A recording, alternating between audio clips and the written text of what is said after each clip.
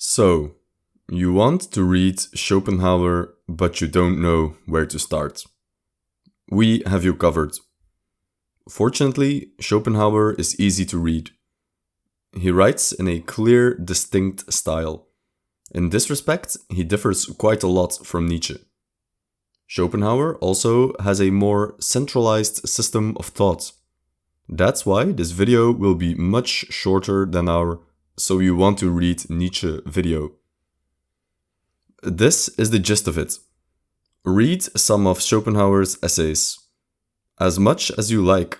You can even download one of our favorites, Schopenhauer's essay on noise, from the link in the description.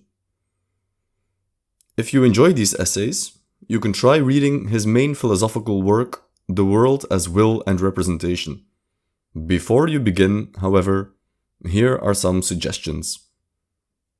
Step 1. Schopenhauer's own suggestions. The World as Will and Representation is Schopenhauer's main work. Reading it is a titanic undertaking, as the final edition runs for more than 1,000 pages. Even worse, Schopenhauer makes two demands of the reader. 1. The reader should have studied Kant. 2.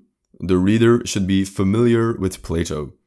So, should you devote 5 years of your life to studying the combined works of Plato and Kant before even trying Schopenhauer? We'll go ahead and say no. Getting the basics of Plato's theory of forms is more than enough to jump into Schopenhauer. In our opinion, Schopenhauer stresses the need to be familiar with Plato, in order to understand his own philosophy, a bit too much. This doesn't mean you should just neglect Plato. He remains an important canonical figure in the history of philosophy. You should study him because it's Plato and because he's important. But concerning Schopenhauer, we're just saying you need to understand a bit of Plato, and you certainly don't need to be an expert. The same is more or less true of the philosophy of Immanuel Kant. However, in this case, we actually do recommend reading some secondary literature on Kant before jumping into Schopenhauer. Schopenhauer assumes the reader is familiar with Kant, as most of his readers would have been in 19th century Germany. You can just watch some lectures on YouTube or find a college textbook on Kant. Again, you don't need to be an expert. But you do need to know what Kant was about. Also, Schopenhauer mentions how students of Eastern philosophy, more specifically Buddhism and the Upanishads, will find his philosophy much easier to digest. Keep in mind, however, that Schopenhauer wrote the bulk of his work without being explicitly aware that he shares many of the same ideas and conclusions with Eastern philosophy. In Schopenhauer's day, scarcely any Eastern texts had been translated.